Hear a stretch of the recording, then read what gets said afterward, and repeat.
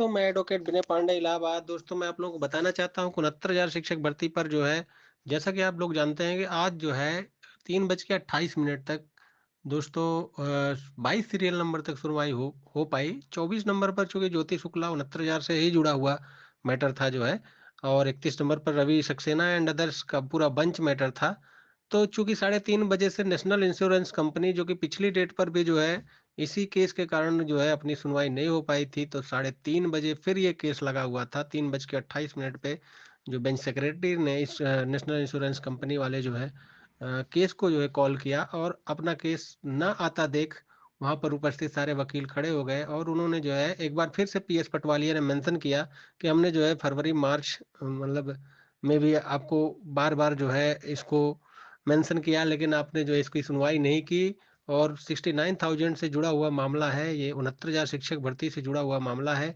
और इसको जो है आप कहीं ना कहीं वो टॉप में इसको रखवाने के लिए प्रयास कर रहे थे, लेकिन दोस्तों उन्होंने कहा कि आप नेक्स्ट ट्यूसडे वेट करिए, अब आपका आ जाएगा जो है। यानी उन्होंने सिरे से एक तरह नकार दिया, मेंशन उन्होंने नहीं लिया। सीरियली जैसे आ रहा है वैसी तरह आएगा। अब अगले जो है, जब जो अगले हफ्ते में जो है ये केस जब लगेगा, तो निश्चित रूप से दोस्तों, चूंकि 24 नंबर पे ज्योति शुक्ला है, तो आगे 22 नंबर तक केस सुना जा चुका है। चूंकि कुछ अति महत्वपूर्ण केस भी लिए जाते हैं आज, जैसा कि आज 12 बजे भी कुछ केस थे जो है। इसके बाद जो है 2 बजे 2 केस थे, फिर 3:30 बजे केस है। तो कहीं ना कहीं दोस्तों, कुछ केसेज पर जो है टाइम फिक्स होता है। आज कहीं न कहीं पीएस पटवालिया ने वही फिक्स कराने का प्रयास किया, लेकिन जस्टिस ने टाइम फिक्स करने से मना कर दिया, और वेट करके जो है उन्होंने यानी इंतजार करने के लिए कहा। और दोस्तों, इसका मुझे लगता है मुख्य कारण ये है, चूँकि 2024 में सितंबर में पहली सुनवाई हुई थी, और यहाँ पर जस्टिस को लग रहा है कि अभी ये बहुत नया मैटर है, इससे पुराने-पुराने मैटर भी जो है अभी पेंडिंग है। कहीं न कहीं 2020 वाले मामले भी पेंडिंग है दोस्तों सुप्रीम कोर्ट में। तो इस वजह से मुझे लगता है कि वो उतना वो नहीं, लेकिन ये है कि दोस्तों अगली डेट पर संभावनाएँ प्रबल रहेंगी, क्योंकि 1 हफ्ते बाद ही पुनः डेट लगेगी। इस वजह से दोस्तों अ, हमें लगता है कि टॉप 15 में आने के चांसेज़ हैं। चूँकि दोस्तों आप लोग जानते हैं कि 9 केस जो है इसमें फ्रेश लगते हैं, कुछ ट्रांसफर मैटर रहते हैं, जो मैट्रिमोनियल डिस्प्यूट से जुड़े हुए। जैसा कि आज जो है 9 केस फ्रेश थे, जो कि कुछ मैट्रिमोनियल डिस्प्यूट के, और कुछ सिविल मैटर थे, बेल वगैरह के मैटर होते हैं, जिसको जो है अति महत्वपूर्ण मानते हुए उसको कोर्ट में लगाया जाते हैं। इस वजह से 9 के बाद ही जो है जो सीरियली थे वो आएँगे, तो संभावना है कि अगली डेट पर भी 9 केस अगर इस तरह से मैट्रिमोनियल और मैट्रिमोनियल ट्रांसफ़र के, और जो है कुछ बेल के मैटर लगे शुरू में, तो 9 के बाद ही समझिए, अगर देखा जाए तो ज्योति शुक्ला का मैटर संभावना है कि टॉप 15 में जगह बना लेगा, और टॉप 20 में जो है रवि सक्सेना का जगह बना सकता है।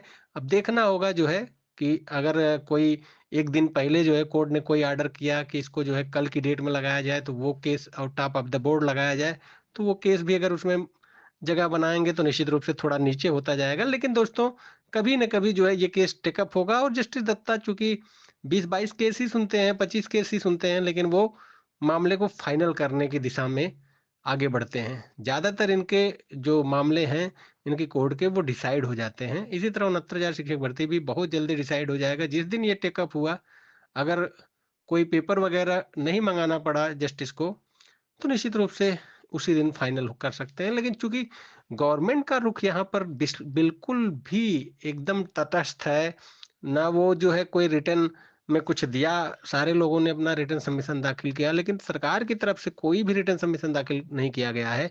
यद्यप सरकार सब केसों में पार्टी है, उसको ओरली वहाँ जवाब देना पड़ेगा।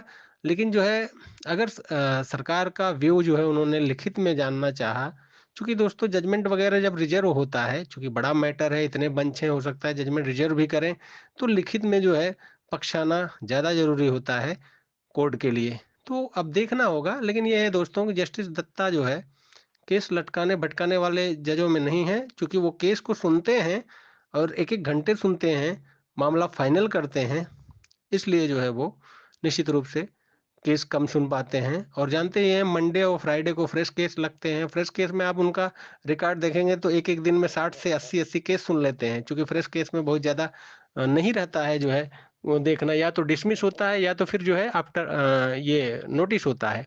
और कहीं न कहीं वो पहले से ही तैयारी उनकी रहती है, किस पर हमको नोटिस करना है, किस पर जो है खारिज करना है। ये सारी चीज़ें जस्टिस जो है पहले से ही अपना चैम्बर में ही अपना फाइल वगैरह पढ़ के आते हैं, तो वो जान जाते हैं कि इसमें क्या है। और दोस्तों सुप्रीम कोर्ट चूँकि मैं जाता रहता हूँ, तो मुझे मुझे ये संज्ञान में है कि प्रत्येक कोर्ट के 15 लॉ ग्रेजुएट जो है की भर्ती होती है। लॉ ग्रेजुएट जो नेशनल लॉ कॉलेज वगैरह के स्कॉलर होते हैं, वो लोग पहले से ही सारा जो केस होता है उसकी फाइल पढ़ते हैं और पूरा खंगाल के जो है एक नोट बना के जस्टिस को देते हैं।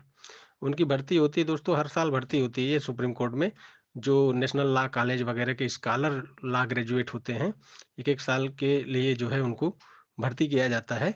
तो वो लोग चूँकि एक स्कॉलर होते हैं, अच्छे पढ़े-लिखे होते हैं, नेशनल लॉ कॉलेज से पढ़े-लिखे होते हैं, तो वो लोग जो है उसपे एक पूरा जो है होमवर्क करके तैयार करके जो है वो नोट फाइल में रखते हैं। और वो जस्टिस कहीं न कहीं आप लोग जानते होंगे कि जैसे ही जस्टिस फाइल खोलते हैं तो क्वेश्चनिंग करने लगते हैं। तो कहीं न कहीं उन 15 लड़कों हर कोर्ट के लिए 15-15 लड़कों की भर्ती सुप्रीम कोर्ट में की जाती है। और वो एक तेज बुद्धि के जो लॉ ग्रेजुएट होते हैं, जो कि पूरा रिसर्च करते हैं।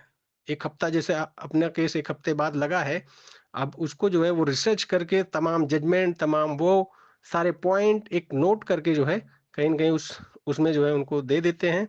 और वैसे भी जस्टिस अच्छे जो है चूँकि हाई कोर्ट से चीफ जस्टिस वगैरह ज़्यादातर प्रमोट होते हैं, तो निश्चित रूप से उनको एक नोट मिल गया, वो उस पॉइंट को देख लेते हैं, अपने अनुसार जो है वो चीज़ें तैयार कर लेते हैं। फिलहाल तो ये सारी आंतरिक बातें हैं, लेकिन चूँकि मैं इस अ, न्यायपालिका से जुड़ा हुआ हूँ, तो थोड़ी बहुत मैं आपको जानकारी बीच-बीच में देता रहता हूँ।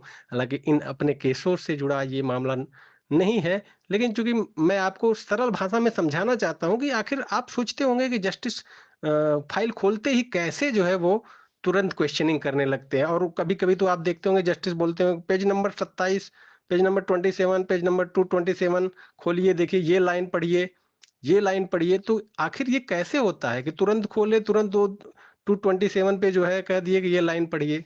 तो ये सारी चीज़ें पहले से होमवर्क होती है। फिलहाल तो दोस्तों मैं आपको बताना चाहता हूँ 69,000 शिक्षक भर्ती से जुड़ा हुआ मामला जिस दिन भी आएगा पटल पे, सुनवाई होगी।